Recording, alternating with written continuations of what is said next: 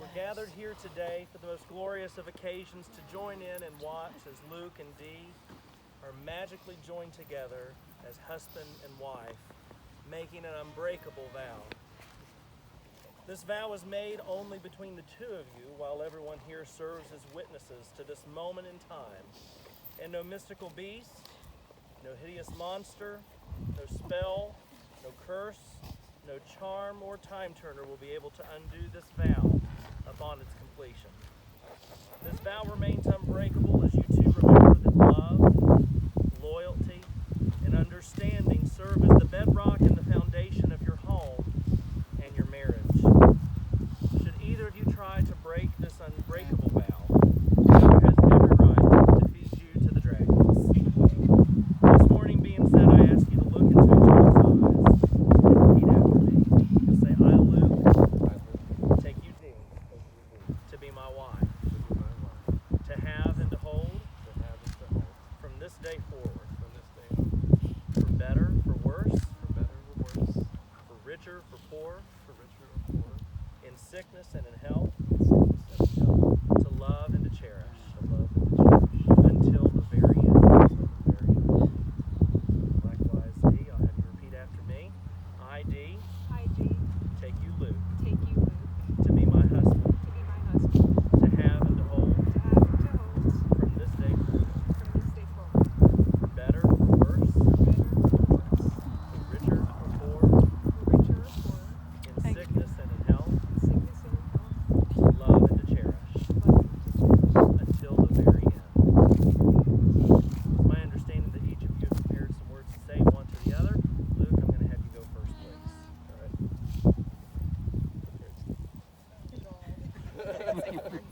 Prepared statement.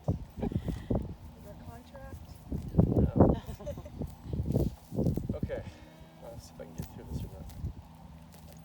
When you marry a person, presumably someone who's become your best friend, you make a promise through good times and bad times. You vow to stick with that person and face life's challenges and rewards together. I like to think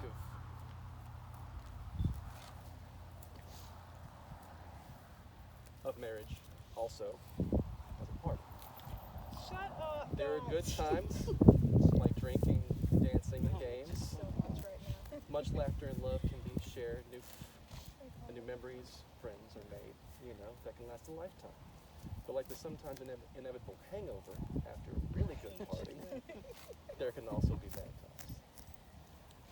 However, after a little care and some rest, soon that awful, headache will go away. And in the same way, trouble between two people can soon yield to a better and closer relationship.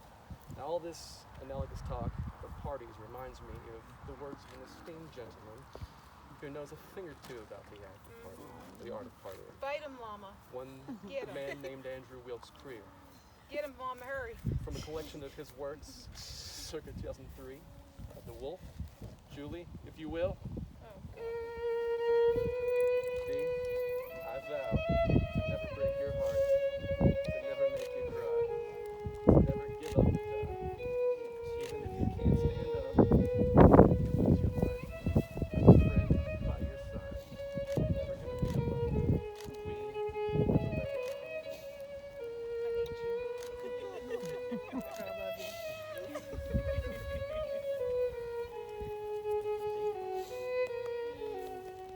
Thank you, Julie.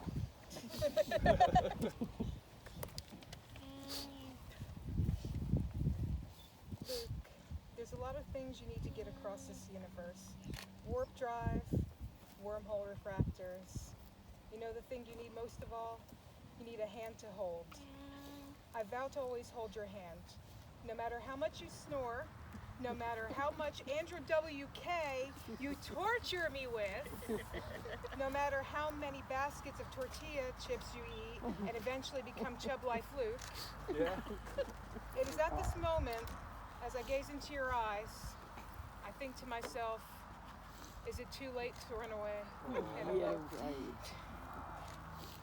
Luke, I love you through time and relative dimensions in space. You're my everything. You are the keymaster to my gatekeeper, the TARDIS to my doctor, and my favorite reason to wake up each morning. No matter what life throws at us, I know we will be able to say, in the end, every time, we came, we saw, we kicked its ass. Beautiful. Yeah. Now before you join hands again, Luke, I'm going to have you take the ring. And I want y'all to understand that rings are unbroken circles. You're going to wear these on your fingers as constant reminders of the unbreakable vow that you're making here today. They're reminders of the love that you share that goes deeper than the ocean and runs farther than the galaxy. So Luke, as you place that ring on your finger, I'm going to have you repeat after me, please. You'll say, D, I give you this ring I give you this ring as a token of my love. as a token of my love. And with this ring, And with this ring, I seal my vow to you. I seal my vow to you. Likewise, D, as you'll take the ring and place it on his wedding finger, you'll say, Luke, I give you this ring Luke, I give you this ring as a token of my love. as a token of my love. And with this ring, And with this ring, I seal my vow to you. I seal my vow to you. Just join hands. In 1997, author J.K. Rowling invited us to join her on a magical journey into the life of a fictional boy named Harry Potter. Over the course of 7 books and 8 movies, Rowling taught us a thing or two that I believe relates directly to marriage. Albus Dumbledore was speaking and he said, "We can't choose our fate, but we can choose others. Be careful in knowing that." Each of you have been careful in deciding to get married today, and you've chosen this knowing that whatever fate may bring, the two of you together can face it. Sometimes in life, you're going to face challenges that seem insurmountable and too difficult, like a 12-foot mountain troll perhaps. But remember, there are some things you can't share without ending up liking each other, and knocking out a 12-foot mountain troll is one of them. You're going to face your fair share of mountain trolls in life. You'll discover things about each other in the years to come that you've never learned, all because of the difficulties you'll face, like strength and wit, but of course cleverness, bravery, and friendship. When you spoke those words a few moments ago, I had you close with the phrase, "until the very end," which was spoken by James Potter from Beyond the Grave. This goes to show that your marriage doesn't end at the point of death, but extends far into the distance beyond that. Your marriage should be fun and adventurous, kind of like that party you spoke about, Luke. But like Dumbledore when he said, "Let us step into the night and pursue that flighty temptress, adventure." Don't forget though, as Ronald Weasley stated, when in doubt, go to the library. It means that you should never settle for a lack of understanding, but always seek to expand your current knowledge beyond what it is and into what it could be. Life will move fast, and it keeps getting faster as you're going to grow older together.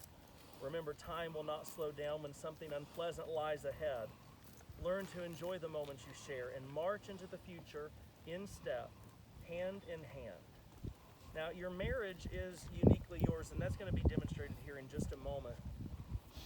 Now, Dee and Luke are coming joined together today in marriage, and part of that is understanding that each of you are going to bring unique qualities and characteristics into this marriage. You all have a very similar bond, but at the same time you have unique personalities and tendencies that are going to be different for each of you. So in an effort to celebrate that, we're going to do something a little different here. It's a unity ceremony, but it's specific to Luke and Dee. We're going to do this a little different. Luke, I'm going to have you take your bottle of wine, and I want you to pour a little bit into each glass here for me. And then following that, Dee, I'm going to have you take your bottle, and you're going to pour a little bit into each glass as well, please.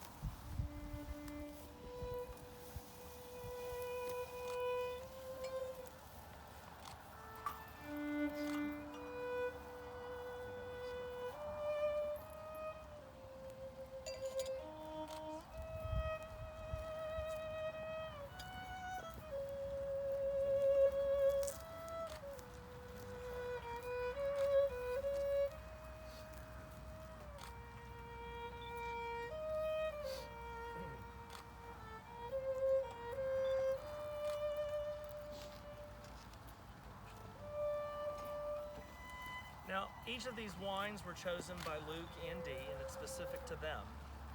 with this, I'm going to have each of them take your respective glass. You're going to begin to drink, and this is understanding that your individuality is still going to remain, but rather you're bringing it together to enjoy together.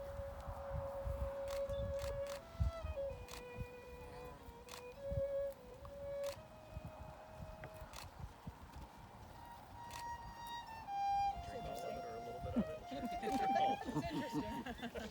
Take it down. Then you come back up front, you're going to rejoin hands. Understanding that your marriage is uniquely yours, I want you to learn to not compare it to those around you. You will be continually experiencing emotions like pride, guilt, sadness, or covetousness if you do this. Don't allow this insecurity to be planted in your marriage, but rather remove it by its root at its first sign. Remember, it matters not what someone is born, it's what they grow to be. Your marriage is born today, and you can control what it grows to be by your choices and your actions. There is magic in your marriage, but that magic is powered by one thing: love. Love is the most powerful force in the universe, and as such, it's important to remember what Professor Slughorn said: it's impossible to manufacture or imitate love. It's up to you to let the love flow freely between the two of you growing your marriage. And in the end, it's up to you to remember this, that you are protected, in short, by your ability to love. Luke, Dee, when someone asks you, even after all this time, I pray that your answer will be, always. Luke, Dee, may your marriage be blessed with love and friendship. May each day and night of your lives be a brand new beginning. May your home be filled with laughter and the warm embrace like a summer's day. May you find peacefulness and beauty, challenge and satisfaction, humor and insight, healing and renewal, love and wisdom, all like in a quiet heart. May you always feel that what you have is what is enough. May you always remember that happiness can be found even in the darkest of times if one only remembers to turn on the light. If you'll take these words to heart, then it is my great privilege and honor, by the power vested in me by the governor of the state of Tennessee, to now pronounce you husband and wife. Luke, you may kiss your bride.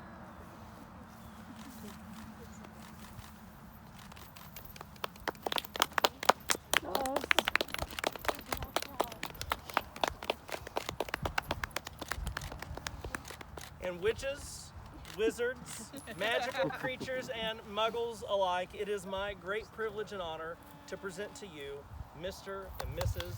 Luc Nuytten.